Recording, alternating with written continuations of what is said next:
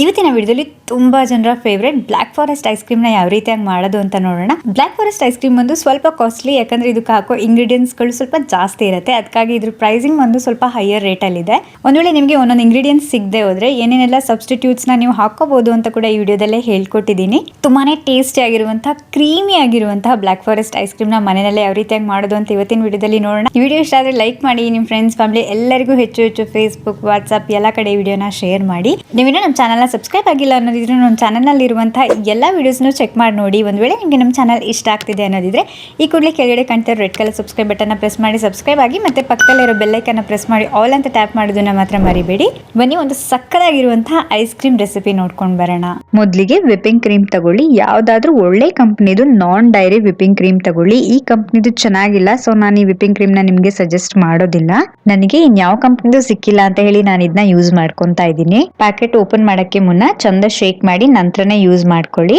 ನಾನಿಲ್ಲಿ 1.5 ಕಪ್ನಷ್ಟು 250 ml ಇದೆ ಒಂದು ಕಪ್, 1.5 ಕಪ್ನಷ್ಟು ವಿಪಿಂಗ್ ಕ್ರೀಮ್ ನ ಹಾಕೊಂತಾ ಇದ್ದೀನಿ. ವಿಪಿಂಗ್ ಕ್ರೀಮ್ ಬಂದು ರೆಡಿ ಟು ಯೂಸ್ ಇರುತ್ತೆ, ಅಂದ್ರೆ ಆಲ್ರೆಡಿ ಸಕ್ಕರೆ ಹಾಕಿರ್ತಾರೆ, ಆಲ್ರೆಡಿ ಇದು ಸ್ವೀಟ್ ಇರುತ್ತೆ, ಮತ್ತೆ ಎಸೆನ್ಸ್ ನ ಕೂಡ ಮೊದಲೇ ಹಾಕಿರ್ತಾರೆ. ಸೊ ನಾವು ಯಾವುದೇ ರೆಸಿಪಿಗೆ ವಿಪಿಂಗ್ ಕ್ರೀಮ್ ನ ಯೂಸ್ ಮಾಡ್ಕೋಬೇಕಾದ್ರೂ ಕೂಡ ಇದು ಆಲ್ರೆಡಿ ಸ್ವೀಟ್ ಇರುತ್ತೆ, ಮತ್ತೆ ಎಸೆನ್ಸ್ ನ ಆಲ್ರೆಡಿ ಹಾಕಿದ್ದಾರೆ ಅನ್ನೋದನ್ನ ತಲೆನಲ್ಲಿ ಇಟ್ಕೊಂಡು ನಾವು ಎಕ್ಸ್ಟ್ರಾ ಸ್ವೀಟ್ ನ ಹಾಕ್ಬೇಕಾಗತ್ತೆ. ಇಲ್ಲದಿದ್ರೆ ಅತಿ ಸ್ವೀಟ್ ಆಗೋಗ್ಬಿಡತ್ತೆ. ನಂತರ 1.5 ಕಪ್ ವಿಪಿಂಗ್ ಕ್ರೀಮ್ ನ ಎಲೆಕ್ಟ್ರಿಕ್ ಬೀಟರ್ ನಲ್ಲಿ ಬೀಟ್ ಮಾಡ್ಕೊಂತಾ ಇದ್ದೀನಿ. ಮೊದಲಿಗೆ ಒಂದು 30 ಸೆಕೆಂಡ್ ಸ್ಲೋ ಸ್ಪೀಡ್ ನಲ್ಲಿ ನಾನು ಬೀಟ್ ಮಾಡ್ಕೊಂತೀನಿ, ನಂತರ ಫುಲ್ ಹೈ ಸ್ಪೀಡ್ ನಲ್ಲಿ ಬೀಟ್ ಮಾಡ್ಕೊಂತೀನಿ. ಒಂದ್ ವೇಳೆ ಎಲೆಕ್ಟ್ರಿಕ್ ಬೀಟರ್ ಇಲ್ಲದಿದ್ರೆ ಕೈನಲ್ಲೇ ಹೇಗೆ ಕ್ರೀಮ್ ನ ಬೀಟ್ ಮಾಡ್ಕೊಂಡು ಐಸ್ ಕ್ರೀಮ್ ಮಾಡ್ಕೊಳ್ಳೋದು ಅಂತ ಆಲ್ರೆಡಿ ನಾನು ಮ್ಯಾಂಗೋ ಐಸ್ ಕ್ರೀಮ್ ವಿಡಿಯೋದಲ್ಲಿ ಹೇಳ್ಕೊಟ್ಟಿದ್ದೀನಿ. ಕೆಳಗಡೆ ಡಿಸ್ಕ್ರಿಪ್ಷನ್ ಬಾಕ್ಸ್ ನಲ್ಲಿ ಲಿಂಕ್ ಹಾಕಿರ್ತೀನಿ, ಬೇಕಿದ್ರೆ ಮ್ಯಾಂಗೋ ಐಸ್ ಕ್ರೀಮ್ ವಿಡಿಯೋನ ಚೆಕ್ ಮಾಡಿ ನೋಡಿ. ಐಸ್ ಕ್ರೀಮ್ ಮಾಡಬೇಕಾದ್ರೆ ವಿಪಿಂಗ್ ಕ್ರೀಮ್ ನ ಪೂರ್ತಿ ಸ್ಟಿಫ್ ಪೀಕ್ಸ್ ಬರೋ ರೀತಿ ಗಟ್ಟಿಯಾಗಿ ವಿಪ್ ಮಾಡ್ಕೊಳ್ಳೋ ಅವಶ್ಯಕತೆ ಇರೋದಿಲ್ಲ. ಜಸ್ಟ್ ಸಾಫ್ಟ್ ಪೀಕ್ಸ್ ಬಂದ್ರೆ ಸಾಕು. ಅಂದ್ರೆ ನಾವು ಈ ರೀತಿಯಾಗಿ ಸ್ಪ್ಯಾಚುಲಾನಲ್ಲಿ ಕ್ರೀಮ್ ತಗೊಂಡು ಹಿಂಗ್ ಮಾಡಿದ್ರೆ ಕೆಳಗಡೆ ಬಿದ್ದೋಗ್ಬೇಕು ಕ್ರೀಮು, ಆ ರೀತಿ ಇದ್ರೆ ಅದು ಸಾಫ್ಟ್ ಪೀಕ್ಸ್ ಅಂತ. ನೆಕ್ಸ್ಟ್ ಇದಕ್ಕೆ ಅರ್ಧ ಕಪ್ ನಷ್ಟು ಕಂಡೆನ್ಸ್ಡ್ ಮಿಲ್ಕ್ ಹಾಕೊಂತಾ ಇದ್ದೀನಿ. ಇದಕ್ಕಿಂತ ಕಡಿಮೆ ಬೇಕಾದ್ರೂ ನೀವು ಹಾಕೋಬಹುದು, ಆದ್ರೆ ಇದಕ್ಕಿಂತ ಜಾಸ್ತಿ ಮಾತ್ರ ಹಾಕೋಬೇಡಿ, ಯಾಕಂದ್ರೆ ಅತಿ ಸ್ವೀಟ್ ಆಗ್ಬಿಡುತ್ತೆ.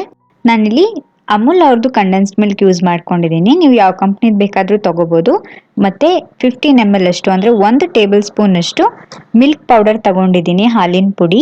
ನಾನು ಆಲ್ರೆಡಿ ಹೇಳ್ದಾಗೆ ವಿಪಿಂಗ್ ಕ್ರೀಮ್ ನಲ್ಲಿ ಆಲ್ರೆಡಿ ಎಸೆನ್ಸ್ ಹಾಕಿರ್ತಾರೆ, ಅದಕ್ಕಾಗಿ ಸ್ವಲ್ಪ ಒಂದು ಅರ್ಧ ಸ್ಪೂನ್ ಅಷ್ಟು ವೆನಿಲಾ ಎಸೆನ್ಸ್ ಹಾಕೊಂತಾ ಇದ್ದೀನಿ. ಏನಾದ್ರೂ ಜಾಸ್ತಿ ಎಸೆನ್ಸ್ ಹಾಕೋಬಿಟ್ರೆ ಐಸ್ ಕ್ರೀಮ್ ಪೂರ ಕಹಿ ಬಂದ್ಬಿಡುತ್ತೆ, ತಿನ್ಲಿಕ್ಕೆ ಆಗೋದಿಲ್ಲ. ಅದಕ್ಕಾಗಿ ಆದಷ್ಟು ಕಡಿಮೆ ಎಸೆನ್ಸ್ ನ ಹಾಕೊಳ್ಳಿ. ಇದನ್ನ ಜಸ್ಟ್ ಎಲ್ಲ ಮಿಕ್ಸ್ ಆಗೋ ರೀತಿ ಲೋ ಸ್ಪೀಡ್ ನಲ್ಲಿ ಮಿಕ್ಸ್ ಮಾಡ್ಕೊತಾ ಇದೀನಿ ಅಷ್ಟೇ, ಹೆವಿ ಬೀಟ್ ಮಾಡ್ಕೊಳ್ಳೋ ಅವಶ್ಯಕತೆ ಇಲ್ಲ. ಇವಾಗ ಐಸ್ ಕ್ರೀಮ್ ಬೇಸ್ ರೆಡಿ ಇದೆ, ಅದನ್ನ ಒಂದು ದೊಡ್ಡ ಮಿಕ್ಸಿಂಗ್ ಬೌಲ್ಗೆ ಟ್ರಾನ್ಸ್ಫರ್ ಮಾಡ್ಕೊತಾ ಇದ್ದೀನಿ. ನೆಕ್ಸ್ಟ್ ಬಂದು ಬ್ಲಾಕ್ ಫಾರೆಸ್ಟ್ ಕೇಕ್ಗೆ ಪ್ಲೇನ್ ಚಾಕ್ಲೇಟ್ ಕೇಕ್ ಬೇಕಾಗುತ್ತೆ. ಒಂದ್ ವೇಳೆ ನಿಮ್ಮ ಹತ್ರ ಪ್ಲೇನ್ ಚಾಕ್ಲೇಟ್ ಕೇಕ್ ಇಲ್ಲದಿದ್ರೆ 5 rupees 10 rupees readymade cup cakes ಬರುತ್ತಲ್ಲ, ನೀವು ಅದನ್ನ ಕೂಡ ಯೂಸ್ ಮಾಡ್ಕೋಬಹುದು. ಬಟ್ ಚಾಕ್ಲೇಟ್ ಫ್ಲೇವರ್ ತಗೊಳ್ಳಿ. ಈ ಚಾಕ್ಲೇಟ್ ಕೇಕ್ ನ ಪುಡಿ ಮಾಡ್ಕೊಂಡು ಐಸ್ ಕ್ರೀಮ್ ಬೇಸ್ ಜೊತೆ ಮಿಕ್ಸ್ ಮಾಡ್ಕೋಬೇಕಾಗತ್ತೆ. ಇದಕ್ಕೆ ಸ್ವಲ್ಪ ಚಾಕ್ಲೇಟ್ ಸಿರಪ್ ನ ಆಡ್ ಮಾಡ್ಕೊಂತಾ ಇದ್ದೀನಿ. ಒಂದ್ ವೇಳೆ ಚಾಕ್ಲೇಟ್ ಸಿರಪ್ ಇಲ್ಲದಿದ್ರೆ 1 ಟೇಬಲ್ ಸ್ಪೂನ್ ಅಷ್ಟು ಕೋಕೋ ಪೌಡರ್ ಅಥವಾ ಚಾಕ್ಲೇಟ್ ಪೌಡರ್ ನ ನೀವು ಹಾಕೊಂಡು ಮಿಕ್ಸ್ ಮಾಡ್ಕೋಬಹುದು. ಇದಕ್ಕೆ ಸ್ವಲ್ಪ ಚಾಕ್ಲೇಟ್ ನ ತುರಿದ್ಬಿಟ್ಟು ಹಾಕೊಂಡು ಮಿಕ್ಸ್ ಮಾಡ್ಕೊಂತಾ ಇದ್ದೀನಿ. ಯಾವ ಚಾಕ್ಲೇಟ್ ಬೇಕಾದ್ರೂ ಹಾಕೋಬಹುದು. ಸ್ವಲ್ಪ ಚೆರಿ ಹಣ್ಣನ್ನ ಅರ್ಧ ಕಟ್ ಮಾಡಿ ಇದಕ್ಕೆ ಹಾಕೊಂತಾ ಇದ್ದೀನಿ. ಮತ್ತೆ ಸ್ಟ್ರಾಬೆರಿ ಕ್ರಶ್ ನ ಇದಕ್ಕೆ ಹಾಕೊಂತಾ ಇದ್ದೀನಿ. ಈ ರೀತಿಯಾಗಿ ದೊಡ್ಡ ಬಾಟಲ್ಸ್ ಅಲ್ಲಿ ಸಿಗುತ್ತೆ ಸ್ಟ್ರಾಬೆರಿ ಕ್ರಶ್. ಒಂದ್ ವೇಳೆ ನಿಮ್ಗೆ ಸ್ಟ್ರಾಬೆರಿ ಕ್ರಶ್ ಸಿಗದೆ ಇದ್ರೆ ಸ್ಟ್ರಾಬೆರಿ ಜೆಲ್ಲಿ ಕೂಡ ಹಾಕೋಬಹುದು, ಅಥವಾ ಚೆರಿ ಸಿರಪ್ ಕೂಡ ಹಾಕೋಬಹುದು.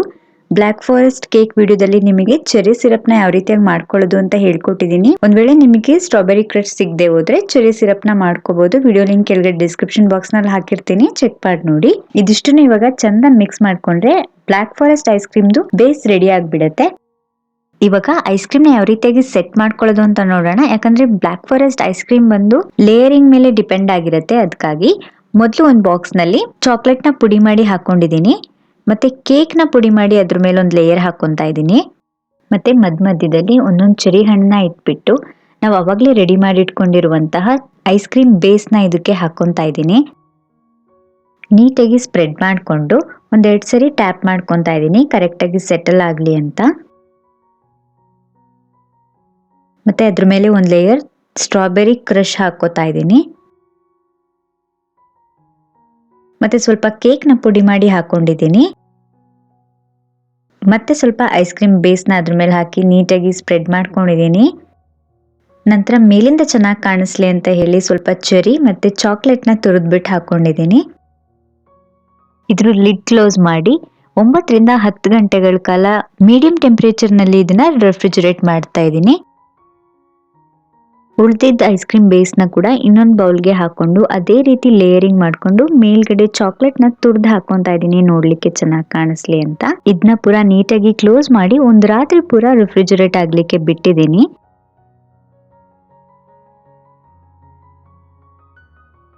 ಒಂದು ನೈಟ್ ಫುಲ್ ಫ್ರೀಸ್ ಮಾಡಿದ್ಮೇಲೆ ಬೆಳಗ್ಗೆ ಎದ್ದು ತೆಕ್ಕೊಂತಾ ಇದ್ದೀನಿ. ನಮ್ಮ ಬ್ಲ್ಯಾಕ್ ಫಾರೆಸ್ಟ್ ಐಸ್ ಕ್ರೀಮ್ ಇವಾಗ ರೆಡಿ ಇದೆ.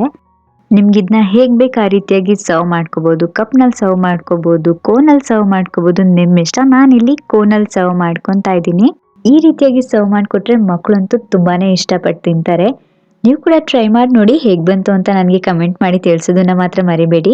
ನೀವೇ ನೋಡ್ತಿರ್ಬೋದು ಎಷ್ಟು ಸಕ್ಕದಾದ ಐಸ್ ಕ್ರೀಮ್ ಸೆಟ್ ಆಗಿದೆ ಅಂತ. ತುಂಬಾನೇ ಕಲರ್ಫುಲ್ ಆಗಿರುತ್ತೆ, ತುಂಬಾನೇ ಕ್ರೀಮಿಯಾಗಿ ಟೇಸ್ಟಿಯಾಗಿ ಸಕ್ಕದಾಗಿರುತ್ತೆ. ಡಿಸ್ಕ್ರಿಪ್ಷನ್ ಬಾಕ್ಸ್ ನಲ್ಲಿ ನಿಮ್ಗೆ ಇಂಗ್ರೀಡಿಯೆಂಟ್ಸ್ ಲಿಸ್ಟ್ ಸಿಗುತ್ತೆ, ಚೆಕ್ ಮಾಡಿ ನೋಡಿ. ನಿಮ್ಗೆ ನೆಕ್ಸ್ಟ್ ಯಾವುದೇ ರೆಸಿಪಿ ಬೇಕಿದ್ರು ನನಗೆ ಕಮೆಂಟ್ ಮಾಡಿ ತಿಳಿಸೋದನ್ನ ಮಾತ್ರ ಮರಿಬೇಡಿ. ನೋಡಿದ್ರಲ್ವ ಮನೆಯಲ್ಲಿ ಬ್ಲ್ಯಾಕ್ ಫಾರೆಸ್ಟ್ ಐಸ್ ಕ್ರೀಮ್ನ ಯಾವ ರೀತಿಯಾಗಿ ಮಾಡ್ಕೊಳ್ಳೋದು ಅಂತ. ನಾನು ಹೇಳಿರುವಂತಹ ಸ್ವಲ್ಪ ರೆಫ್ರಿಜರೇಟರ್ ಟೆಂಪರೇಚರ್ನ ಗಮನದಲ್ಲಿ ಇಟ್ಕೊಳ್ಳಿ, ಇಲ್ಲದಿದ್ರೆ ನಿಮಗೆ ಐಸ್ ಕ್ರೀಮ್ ಕ್ರೀಮಿಯಾಗಿ ಬರೋದಿಲ್ಲ, ತುಂಬ ಗಟ್ಟಿ ಆಗಿಬಿಡುತ್ತೆ. ಈ ರೆಸಿಪಿಗೆ ರಿಲೇಟೆಡ್ ಆಗಿರುವಂತಹ ವಿಡಿಯೋಸ್ ಲಿಂಕ್ ಕೂಡ ಕೆಳಗಡೆ ಡಿಸ್ಕ್ರಿಪ್ಷನ್ ಬಾಕ್ಸಲ್ಲಿ ಕೊಟ್ಟಿರ್ತೀನಿ, ಚೆಕ್ ಮಾಡಿ ನೋಡಿ. ಅಂದರೆ ಕಂಡೆನ್ಸ್ಡ್ ಮಿಲ್ಕ್ ಸಿಗದೆ ಹೋದ್ರೆ ಮನೆಯಲ್ಲೇ ಕಂಡೆನ್ಸ್ಡ್ ಮಿಲ್ಕ್ ಹೇಗೆ ಮಾಡ್ಕೊಳ್ಳೋದು ಅಂತ ಆಲ್ರೆಡಿ ನಮ್ಮ ಚಾನಲ್ನಲ್ಲಿ ಒಂದು ವಿಡಿಯೋ ಇದೆ. ಆ ವಿಡಿಯೋ ಲಿಂಕ್ ಕೂಡ ಕೆಳಗಡೆ ಡಿಸ್ಕ್ರಿಪ್ಷನ್ ಬಾಕ್ಸಲ್ಲಿ ಹಾಕಿರ್ತೀನಿ, ಚೆಕ್ ಮಾಡಿ ನೋಡಿ. ಮತ್ತೆ ತುಂಬಾ ರೀತಿಯಾದಂಥ ಚಾಕ್ಲೇಟ್ ಕೇಕ್ ರೆಸಿಪೀಸ್ ಕೂಡ ಇದೆ, ಅದನ್ನ ಕೂಡ ಹಾಕಿರ್ತೀನಿ. ಮತ್ತೆ ಎಲೆಕ್ಟ್ರಿಕ್ ಬೀಟರ್ ಇಲ್ಲದಿದ್ರೆ ಹೇಗೆ ಕೈನಲ್ಲೇ ಐಸ್ ಕ್ರೀಮ್ನ ಬೀಟ್ ಮಾಡ್ಕೋಬಹುದು ಅಂತ ಮ್ಯಾಂಗೋ ಐಸ್ ಕ್ರೀಮ್ ವಿಡಿಯೋದಲ್ಲಿ ಹೇಳ್ಕೊಟ್ಟಿದ್ದೀನಿ. ಆ ವಿಡಿಯೋ ಲಿಂಕ್ ಕೂಡ ಕೆಳಗಡೆ ಡಿಸ್ಕ್ರಿಪ್ಷನ್ ಬಾಕ್ಸ್ನಲ್ಲಿ ಹಾಕಿರ್ತೀನಿ. ಇದೇ ರೀತಿ ಯಾವುದೇ ರಿಲೇಟೆಡ್ ರೆಸಿಪೀಸ್ ಇದ್ರೂ ಕೆಳಗಡೆ ಡಿಸ್ಕ್ರಿಪ್ಷನ್ ಬಾಕ್ಸಲ್ಲಿ ನಿಮಗೆ ಲಿಂಕ್ ಸಿಗುತ್ತೆ, ಚೆಕ್ ಮಾಡಿ ನೋಡಿ. ಇದೇ ರೀತಿ ಫೆಂಟಾಸ್ಟಿಕ್ ರೆಸಿಪೀಸ್ನ ನಮ್ಮ ಚಾನಲ್ನಲ್ಲಿ ಯಾವಾಗಲೂ ಅಪ್ಲೋಡ್ ಮಾಡ್ತಾ ಇರ್ತೀನಿ. ಅದು ಯಾವುದನ್ನು ನೀವು ಮಿಸ್ ಮಾಡ್ಕೋಬಾರ್ದು ಅನ್ನೋದಿದ್ರೆ ಈ ಕೂಡಲೇ ನಮ್ಮ ಚಾನಲ್ಗೆ ಸಬ್ಸ್ಕ್ರೈಬ್ ಆಗಿ ನನಗೆ ಸಪೋರ್ಟ್ ಮಾಡೋದನ್ನು ಮಾತ್ರ ಮರಿಬೇಡಿ. ನಾನು ನಿಮಗೆ ಸಿಗ್ತೀನಿ ಮತ್ತೊಂದು ಸೂಪರ್ ಡೂಪರ್ ರೆಸಿಪಿ ಜೊತೆ. ಅಲ್ಲಿವರೆಗೂ ಹ್ಯಾಪಿ ಕುಕಿಂಗ್.